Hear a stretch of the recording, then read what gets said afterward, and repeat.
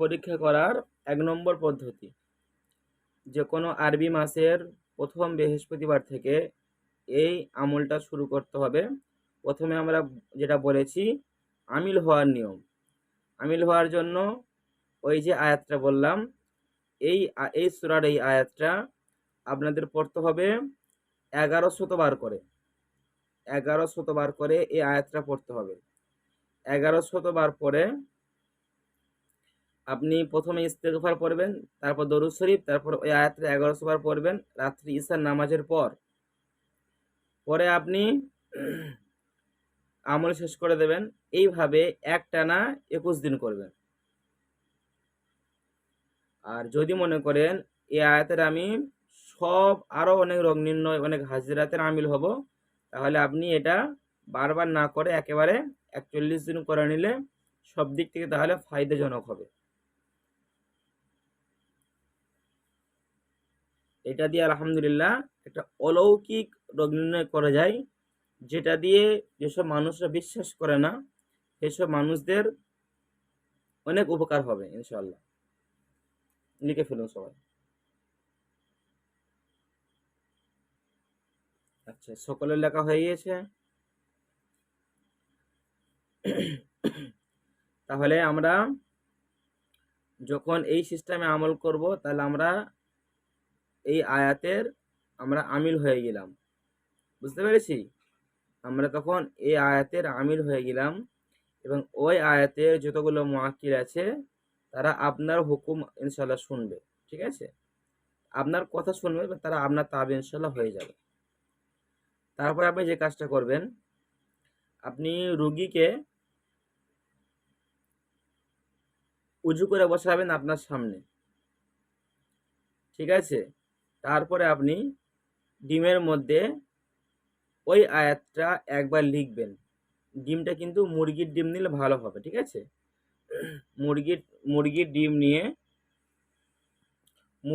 নিয়ে ওই ডিমের মধ্যে মার্কার কালি কলম দিয়ে ওই আয়াতটা পরিপূর্ণভাবে লিখবেন। একবার লিখবেন। এখানে রোগীর নাম লেখার প্রয়োজন নেই, শুধু আয়াতটা লিখলেই হবে। ঠিক আছে হযরত? শুধু আয়াতটা লিখবেন ওই মুরগি ডিমের উপরে। লিখে রুগী তো আপনার সামনেই বসে আছে। ডিমটা আপনি আপনার ডান হাতের তালুতে এইভাবে নেবেন। ঠিক আছে হযরত? আপনার ডান হাতের তালুতে, আমি একটা লেবু নিয়ে দেখাচ্ছি। এই ডান হাতের তালুতে আপনি ডিমটা এইভাবে নেবেন। ঠিক আছে? এইভাবে নেবেন।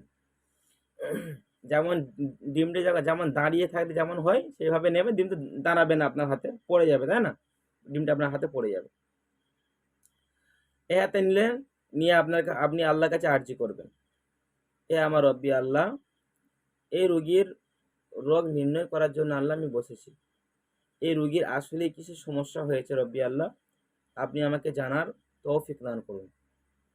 ঠিক আছে? তারপরে আপনি মুআক্কিলাদেরকে হুকুম লাগাবেন, হে এই সূরার এই আয়াতের নুরি মুআক্কিলগণ, আমার পক্ষ হইতে তোমাদের সালাম।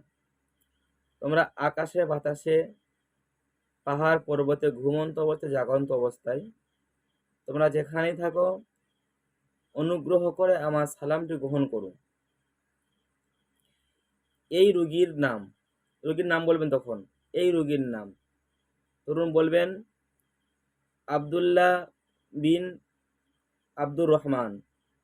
আব্দুল্লাহ রোগী, তার বাপের নাম কি? আব্দুর রহমান। আব্দুল্লাহ বিন আব্দুর রহমান এভাবে বলতে পারেন, নাহলে বলবেন যে অমুকের ছেলে অমুক, আব্দুর রহমানের ছেলে আব্দুল্লাহ।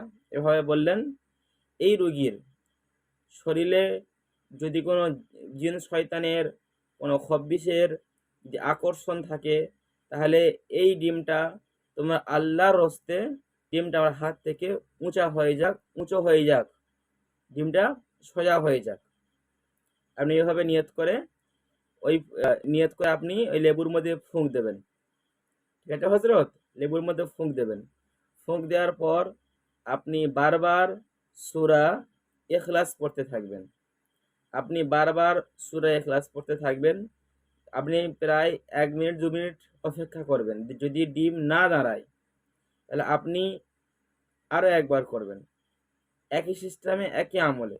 আবারও যদি না দাঁড়ায় আরও একবার করবেন। এরকম মোট আপনি 5 বার করবেন। 5 বারের পরও যদি ডিম দাঁড়িয়ে যায়, আপনি সম্পূর্ণ বুঝতে পারবেন কারোর হাতে ডিম তো এইভাবে দাঁড়াতে পারে না, ডিম দাঁড়ায় কি, কিন্তু ওই মুয়াক্কিলাতরা ওই ডিমটাকে এরকম এরকম এতটা প্রায় উঁচু করে দাঁড় করে দেবেন। আপনার হাত থেকে ডিমটা অনেকটা মানে উঁচু হয়ে থাকবে, অনেকটা উঁচু হয়ে থাকবে। তো যখন দেখবেন যেটা হচ্ছে না, মানে ডিম উঁচু হচ্ছে না বা হালকা হালকা উঁচু হয়, এরকম রুহানিয়াতের সমস্যার কারণে এগুলো হয়, তখন আপনি কি করবেন জানেন? ওই সূরা বাকারার নম্বর আয়াতটা আপনি মনে মনে পড়বেন, মনে মনে পড়বেন, আর দূর থেকে এরকম ডিমটাকে টানতে থাকবেন। আয়াতটা পড়বেন, দূর থেকে এরকম ডিমটাকে এরকম বিসমিল্লাহ আল্লাহু আকবার বলে এরকম টানতে থাকবেন। দেখবেন ডিমটা ইনশাআল্লাহ আপনার হাত থেকে ইনশাআল্লাহ খানিকটা উঁচু হয়ে যাবে।